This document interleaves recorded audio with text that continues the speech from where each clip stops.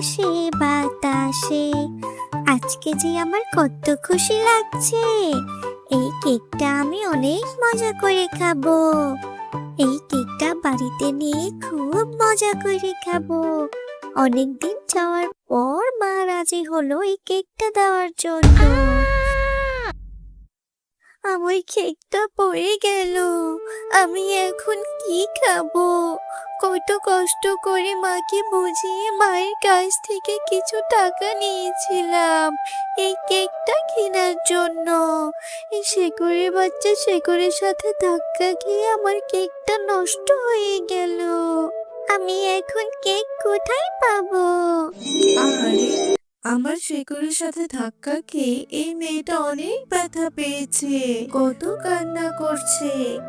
আমার শেকড়গুলো যা হয়েছে না, শেকড়গুলো নিয়ে একদম পারি না। আরে বাচ্চা মেয়ে, তুমি এইভাবে কান্না করছো কেন? একটা কেক নষ্ট হয়েছে, তাতে কি হয়েছে? যাও, বাসায় গিয়ে আরেকটা কেক কিনে নাও, আর কেক কিনে এরপরে খাও। একটা কেক পড়ে গিয়েছে বলে এত কান্না করতে হয় নাকি? আরে এই গাছ, তুমি চুপ করো। তুমি কি বুঝবে? আর আমি কোথায় বা টাকা পাবো যে আবারও কেক কিনে খাবো? একে তো তোমার দুষ্টু শেকড়ের সাথে ধাক্কা লেগে আমার কেকটা নষ্ট হয়েছে, তারপর আবার তুমি আমাকে কত কথা বলছো। আমরা কি এত বড় লোক নাকি যে চাইলেই এত এত কেক কিনে খেতে পারবো? আমরা যে অনেক গরিব। আমার মায়ের সংসারে অনেক অভাব। অনেক কষ্ট করে মাকে বুঝিয়ে কিছু টাকা নিয়েছিলাম একটা কেক কিনবো বলে, সেটাও পরে নষ্ট হয়ে গেল। সত্যি তো মেয়েটার কথা শুনে মনে হচ্ছে ওরা অনেক অভাবী। আমার মেয়েটাকে সাহায্য করা উচিত। এই একটা কেক নষ্ট হয়েছে বলে মেয়েটা অনেক কষ্ট পেয়েছে। আমি মেয়েটাকে সাহায্য করব।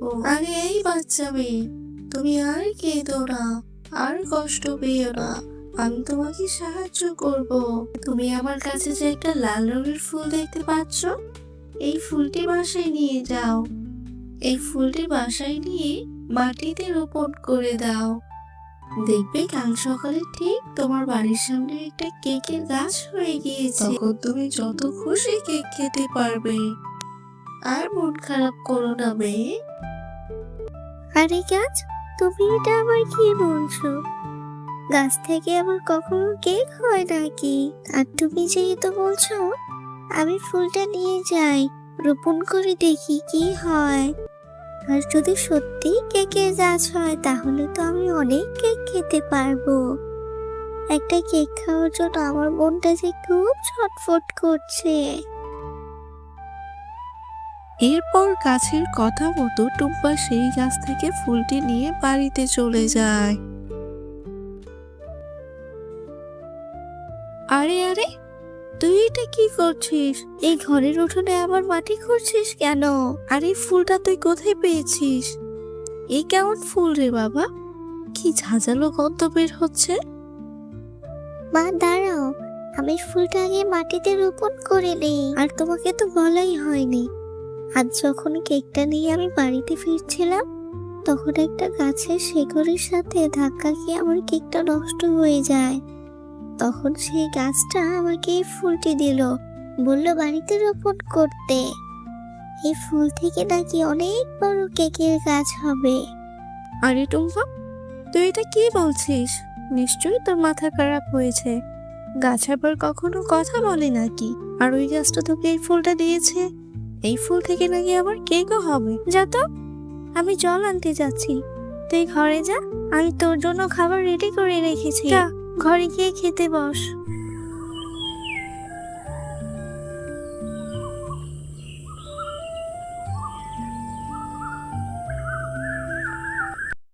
মা, ও মা, দেখে যাও এই গাছটা কত বড় হয়েছে। আর সত্যি সত্যি এই গাছে অনেকগুলো কেক হয়েছে মা। দেখে যাও, তাড়াতাড়ি দেখে যাও, সুন্দর সুন্দর কেক। আমি কখনো দেখিনি এত সুন্দর কেক। তাহলে কি ওই গাছটা সত্যি কথাই বললো? এই গাছটার দেওয়া ফুল থেকে কত কত কেক হয়েছে। দেখে যাও মা, এই সব কেক আমি এখন খাবো। টুম্পা, খবরদার এই গাছে তুই একদম হাত দিবি না। এই গাছের কেক তোকে খেতে হবে না, একদম এই গাছের কেকে হাত দিবি না। গাছ আবার কথা বলে, আবার সেই গাছের ফুল থেকে কেক হয়, এটা কিভাবে সম্ভব? নিশ্চয়ই এই কেকের মধ্যে কোনো ঝামেলা আছে। এই কেকের মধ্যে যদি বিষ মেশানো থাকে তাহলে তো আমরা সবাই মরে যাব। তুই আমাকে সেই গাছের কাছে নিয়ে চল। সেই গাছটা কোথায়? আমি নিজে গিয়ে ওই গাছের সাথে কথা বলবো। আচ্ছা ঠিক আছে মা, আমি তোমাকে ওই গাছের কাছে নিয়ে যাচ্ছি। কে তুমি? তুমি নাকি কথা বলতে পারো? তুমি আমার মেয়েটাকে একটা ফুল দিয়েছো, সেই ফুলটি আমার মেয়ে উঠোনে রোপণ করতেই আজ সকালে দেখি এত বড় একটা কেকের গাছ হয়ে গিয়েছে। এতগুলো কেক এই গাছে কি করে সম্ভব? তুমি কি আমাদের কোনো ক্ষতি করতে চাও? তুমি যদি আমাদের কোনো ক্ষতি করতে চাও তাহলে বলে দাও, তোমার কেকের গাছ আমাদের কোনো দরকার নেই। আমি জাদুর গাছ, আমি তোমাদের কোনো ক্ষতি করতে চাই না। আমি তোমাদেরকে সাহায্য করার জন্যই সেই ফুলটি দিয়েছি। আমার শিকড়ের সাথে ধাক্কা খেয়ে তোমার ছোট্ট মেয়েটার কেকটি পড়ে গিয়েছিল, সে অনেক কষ্ট পেয়েছে। ওর কান্না দেখে আমার অনেক মায়া হয়, সেজন্য আমি আমার গাছের জাদুর ফুলটি ওকে দিয়েছি। এই জাদুর ফুলটি রোপণ করলে তোমরা মন থেকে যেটা চাবে সেটাই পাবে।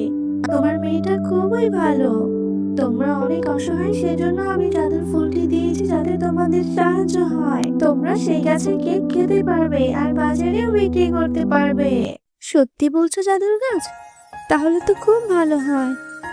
আমার অনেক অভাব বলে আমার মেয়েটাকে আমি কোনো কিছুই দিতে পারি না। একটা কেক খেতে কত বায়না করেছে, তারপর অনেক কষ্টে মেয়েকে একটা কেক কেনার টাকা জোগাড় করে দিয়েছিলাম। এখন থেকে তাহলে আমাদের আর কষ্ট করতে হবে না, টুম্পা প্রতিদিন কেক খেতে পারবে। তোমাকে অনেক অনেক ধন্যবাদ বন্ধু। অনেক ভালো। কিন্তু হ্যাঁ, তোমরা একটা কথা শুনে রাখো, এই গাছে দিনের বেলায় যে কেকগুলো থাকবে সেগুলোই তোমরা খেতে পারবে, পাশাপাশি বিক্রিও করতে পারবে। কিন্তু রাতের বেলায় যে কেকগুলো ধরবে সেগুলো তোমরা কখনোই স্পর্শ করবে না, কারণ সেই কেকগুলো বিষাক্ত হবে। ঠিক আছে জাদুর গাছ, তোমাকে অনেক অনেক ধন্যবাদ। তোমার এই ঋণ আমরা কোনোদিন ভুলবো না। টুম্পা দেখ দেখ, কেকের গাছটা দিন দিন আরো বড় হয়ে গেল। এতদিন মনে হয় আল্লাহ আমাদের দিকে মুখ তুলে চাইলেন। চল মা, কিছু কেক পেড়ে বাজারে বিক্রি করে আসি।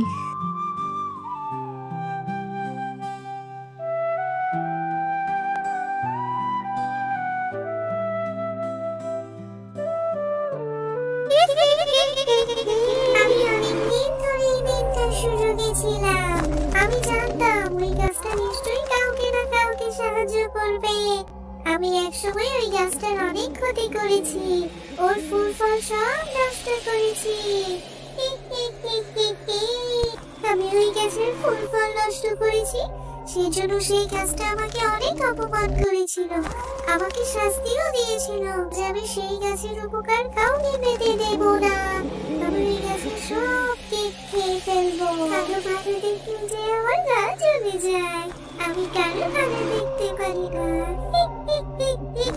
আমি ওই গাছটাকে কখনোই শান্তিতে থাকতে দেব না, ওকে কারো ভালো করতে দেব না।